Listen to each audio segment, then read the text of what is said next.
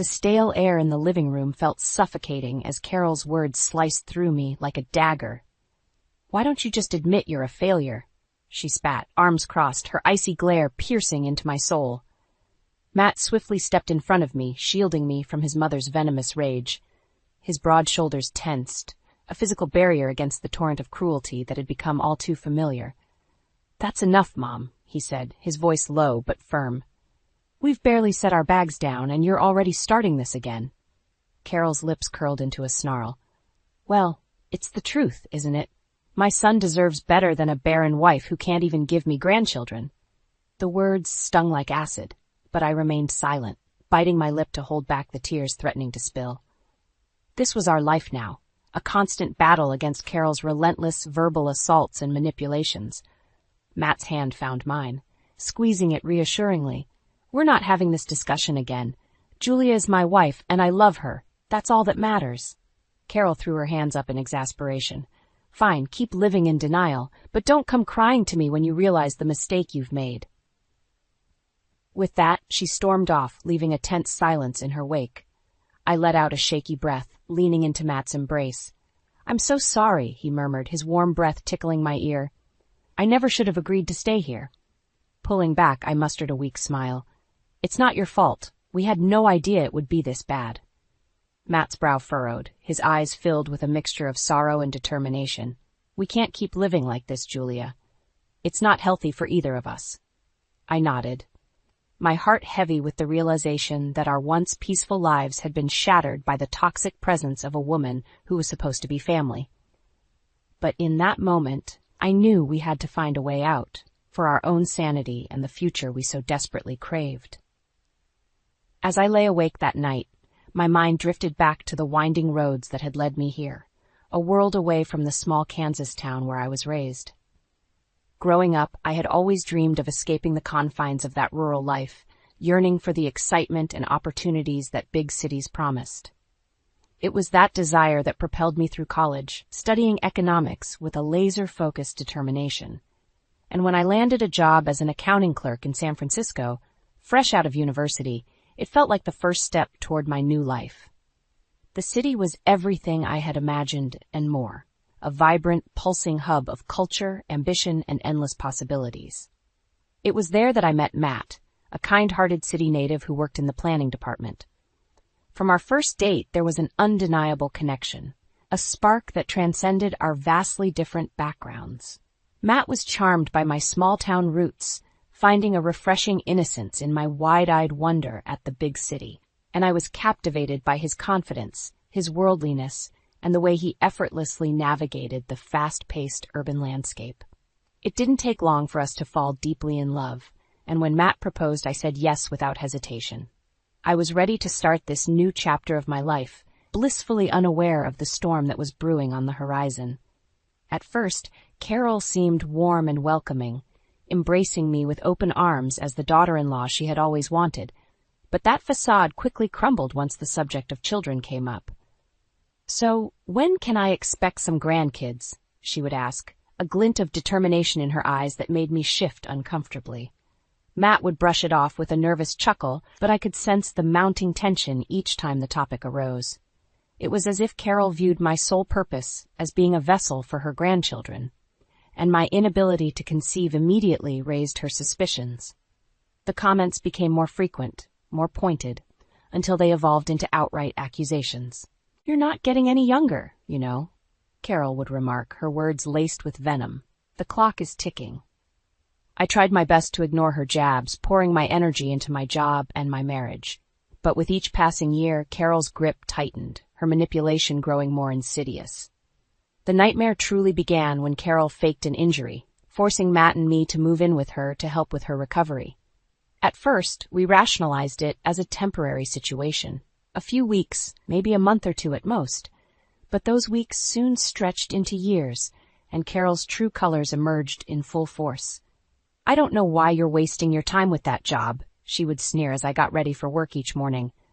"You should be focusing on having babies, not crunching numbers."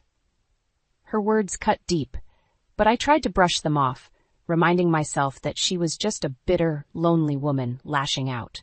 Matt did his best to shield me from the worst of her attacks, but Carol was relentless. She would slip fertility clinic pamphlets into my bag when I wasn't looking, or leave them strategically placed around the house. "Just in case you change your mind," she would say with a sickly sweet smile that made my skin crawl. The emotional toll was immense. I found myself constantly on edge, dreading each interaction with Carol, yet powerless to escape her clutches.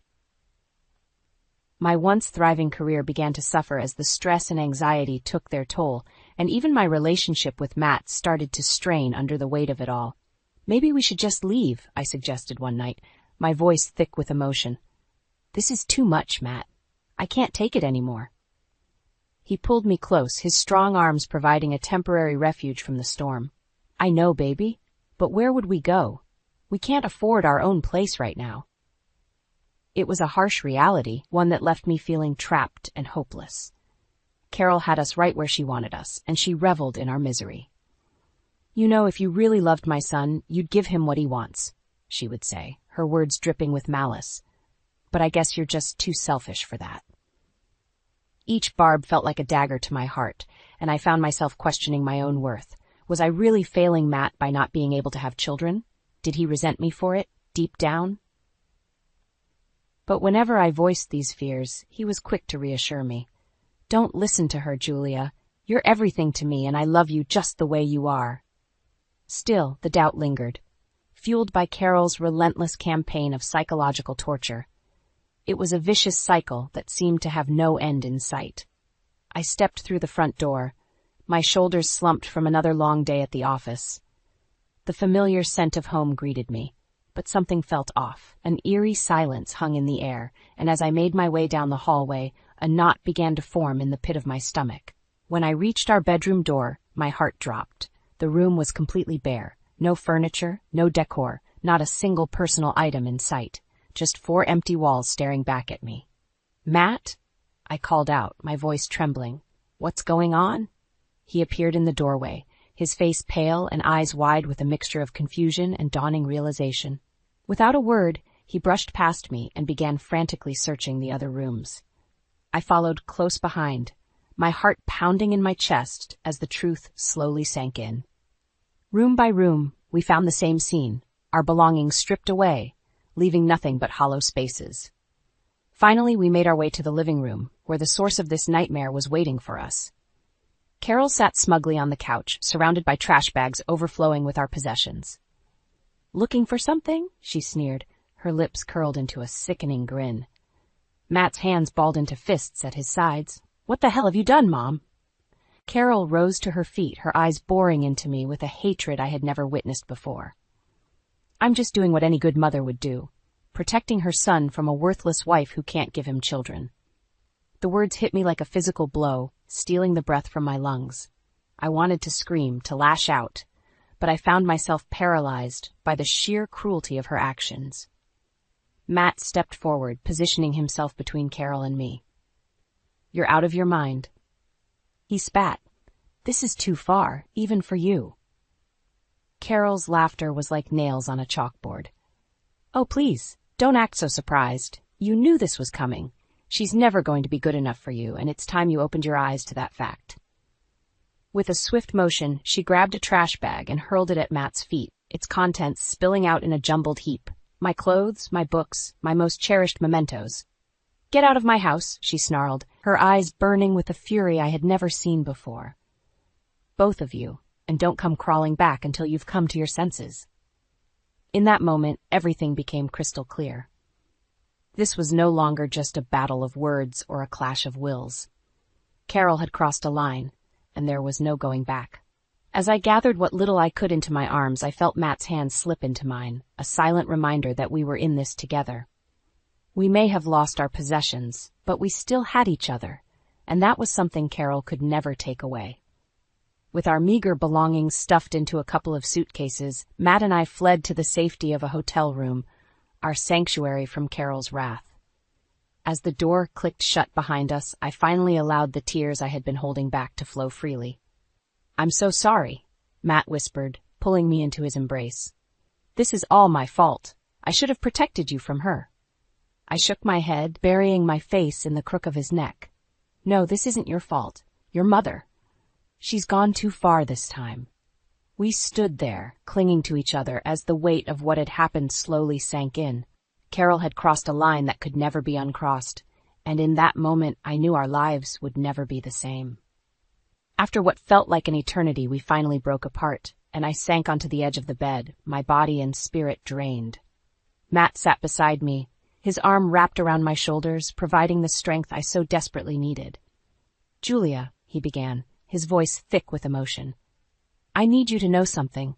No matter what happens, no matter what my mother says or does, you are everything to me. You're my world, and I wouldn't change a single thing about you." His words were like a balm to my wounded soul, and I found myself falling in love with him all over again. This man, who had stood by me through the worst of his mother's cruelty, still saw me as the most precious thing in his life. "I love you too," I whispered, my fingers intertwining with his. "And I promise we'll get through this together." It was in that moment of vulnerability and connection that I felt a flutter deep within me, a subtle reminder of the life we had created together. A life that Carol knew nothing about, a secret gift that had blossomed despite her best efforts to destroy us. As if sensing my realization, Matt's eyes widened, his gaze dropping to my stomach. "Julia, are you—" I nodded, a tremulous smile spreading across my face. "I just found out a few days ago. I was waiting for the right time to tell you." Matt's expression shifted from shock to pure unbridled joy as he cupped my face in his hands, planting a tender kiss on my forehead. "This changes everything," he murmured, his voice thick with emotion. And in that moment, a plan began to take shape, a way for us to start anew, free from Carol's toxic influence. We would fake a divorce, change our names, and disappear from her life completely. No more manipulation, no more cruelty, just the two of us and our precious little one, embarking on a fresh start filled with love and hope. As I drifted off to sleep that night, cradled in Matt's arms, I knew that no matter what challenges lay ahead, we would face them together. Carol may have tried to break us, but in the end, she had only made us stronger, more resilient, and more determined than ever to build the life we deserved. With a sense of determination fueling our every move, Matt and I set our plan into motion. We knew it was the only way to truly escape Carol's toxic grasp and start fresh. First, we filed for divorce, a heartbreaking formality, but a necessary step in severing our ties to our old lives. The legal paperwork was a mere technicality, a smokescreen to conceal our true intentions from Carol. Next, we changed our names. No longer would I be Julia, the woman Carol had tormented and belittled. I became Emily, a new identity unburdened by the past. And Matt shed his old self, emerging as Michael, a man reborn, ready to embrace the future we were crafting together. Every detail was meticulously planned, from establishing new email accounts and social media profiles to obtaining fresh identification documents. We left no stone unturned, ensuring that Carol would have no way to track us down once we disappeared. With our new identities in place, we began the search for a new home, a sanctuary where we could raise our child in peace, far away from Carol's poisonous influence. It wasn't an easy task, but eventually we found the perfect little house in a quiet neighborhood, a world away from the chaos we had left behind. As we unpacked our belongings in our new home, a sense of liberation washed over me. This was a fresh start, a clean slate where we could write our own story, free from the shackles of the past. "I can't believe we're finally here," I murmured, running my hand over the swell of my growing belly. Michael smiled, his eyes shining with a happiness I hadn't seen in far too long. "Believe it, Emily. This is just the beginning." In those early days, we lived in a state of constant vigilance, ever watchful for any sign that Carol had caught wind of our whereabouts. We knew that if she ever discovered our ruse, she would stop at nothing to track us down and reclaim her twisted sense of control. But as the months passed and our little one grew stronger within me, our fears began to subside. We had successfully slipped through Carol's grasp, vanishing without a trace. With each kick and flutter, our determination to build a life free from her toxicity only grew stronger. We poured our hearts into creating a nurturing environment for our child, filling our home with love, laughter, and all the joy that Carol had so desperately tried to deny us. And when the day finally came, and our beautiful son entered the world, we knew that every sacrifice, every hardship had been worth it. Cradling him in our arms, we made a silent vow. Nathan would never know the pain and torment we had endured. He would grow up surrounded by unconditional love, cherished and protected from the cruelty that had once threatened to consume us. As I gazed into his innocent eyes, I knew that our journey had only just begun. But this time, we were the authors of our own story, and nothing, not even Carol's darkest machinations, could ever tear us apart again. The holidays had always been a bittersweet time for me, a reminder of the family I had lost when we cut ties with Carol. But that year, as Michael and I sat by the twinkling lights of our Christmas tree, our little Nathan babbling happily in my arms, I felt a sense of peace and contentment I hadn't known in years. We had built a life beyond our wildest dreams, a safe haven where love and laughter reigned supreme. Carol was little more than a distant memory, a specter from the past that no longer held any power over us, or so we thought. It was a few days after Christmas when the fateful envelope arrived, its nondescript appearance giving no hint of the bombshell it contained. Michael slid it open with a casual flick of his finger, and that's when our world came crashing down around us. Inside was a simple Christmas card, but the image it bore was enough to steal the breath from our lungs. There we were, smiling radiantly, our new names emblazoned beneath our faces, Emily and Michael. And cradled between us the precious bundle that had given our lives new meaning, our son Nathan. How? I choked out, my hands trembling as I clutched the damning evidence. How could she have found us? Michael's face had drained of all color, his expression a mask of disbelief and dawning horror.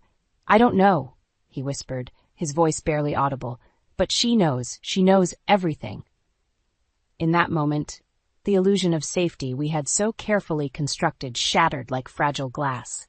Carol had found us, and with that simple act, she had reclaimed the power to torment us, to disrupt the sanctuary we had built.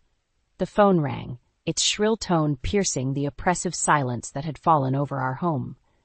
Michael answered with a terse greeting, his jaw clenched so tightly I could see the muscles rippling beneath his skin. Hello, dear. Carol's sickly sweet voice crackled through the speaker, laced with a smugness that made my blood run cold. Did you like my little surprise? Michael's knuckles whitened as he gripped the phone, his entire body rigid with barely contained fury. How did you find us? He demanded, his voice a low growl. Carol's laughter was like nails on a chalkboard. Oh, please. Did you really think you could hide from me forever? I'm your mother, Michael. I know you better than anyone. The vitriol spewed forth, a torrent of accusations and recriminations that laid bare the depths of Carol's depravity. She spared no detail, flaunting her deceptions and thefts as if they were badges of honor. With each poisonous word, I felt my resolve hardening, my love for Michael and our son burning brighter than ever before. This was our life, our family, and no twisted, bitter woman would ever be allowed to taint it again. When Michael finally found his voice, it was laced with a steely determination that sent a chill down my spine. Listen to me, and listen closely, he growled. You are never to contact us again. You are never to come near us or our son. As of this moment, you are dead to me. Do you understand? Carol's response was a shriek of outrage, but Michael had already ended the call, slamming the phone down with a finality that reverberated through the room. As he gathered me in his arms, I knew that this was the end. The true, final severing of the toxic bond that had plagued us for far too long. Carol's machinations had failed, her cruelty ultimately serving only to strengthen the love and resilience that bound our little family together. From that day forth, we vowed to live our lives on our own terms, unburdened by the weight of the past. Nathan would grow up cherished and adored, never knowing the darkness that had once threatened to consume us. And as for Carol, well, let's just say that karma has a way of evening the scales, a lesson she would soon learn in the most brutal of ways. The years that followed were a whirlwind of joy and growth, as Michael and I savored every moment of raising our precious Nathan. With Carol's toxic presence firmly in the rearview mirror, we were finally able to breathe freely, basking in the warmth of our little family. Of course, the news of her grandchild's existence had hit Carol hard. A harsh karmic retribution for all the pain and anguish she had inflicted upon us. But we refused to let her bitterness and resentment cast a shadow over our happiness. Instead, we focused our energies on building the life we had always dreamed of. Michael's hard work and dedication paid off with a well-deserved promotion, allowing us to move into a spacious home with a lush backyard where Nathan could run and play to his heart's content.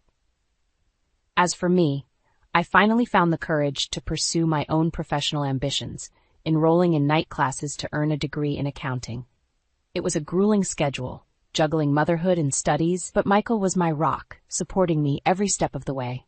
On the rare occasions when doubt crept in, whispering insidious thoughts of inadequacy, I would look into Nathan's adoring eyes and find the strength to push forward. He was my inspiration, my constant reminder of the love and resilience that had carried us through our darkest days. And then, one crisp autumn day, a letter arrived, an invitation to my parents' house for a long-overdue family reunion. My heart swelled with a mix of joy and trepidation as I realized how long it had been since I had seen the people who had once been my whole world. Michael must have sensed my apprehension, for he pulled me close, pressing a tender kiss to my forehead. "It'll be okay," he murmured. "They're your family, Emily. They love you." With his reassurance bolstering my courage, we packed our bags and set off on the long journey back to Kansas. Nathan practically vibrating with excitement at the prospect of meeting his grandparents for the first time. The moment we stepped through the door of my childhood home, it was as if no time had passed at all. My parents swept us into their warm embrace, tears of joy streaming down their faces as they marveled at the beautiful little boy clutching my hand. "Oh, Julia, Emily," my mother corrected herself, her eyes shining with love and acceptance. "We're so proud of you, sweetheart. You've built an amazing life for yourself." My father nodded, his weathered features creased with a broad smile. "And this little guy," he added, ruffling Nathan's hair, "he's one lucky kid to have parents like you two." In that moment, surrounded by the unconditional love and support of my family, I knew that we had truly won. Carol's cruelty had not broken us. Instead, it had forged us into an unbreakable unit, a fortress of love and resilience that no force on earth could ever penetrate. As the days slipped by, in a haze of laughter, reminiscing, and gleeful chaos courtesy of Nathan's boundless energy, I found myself reflecting on the long, winding road that had brought us to this point.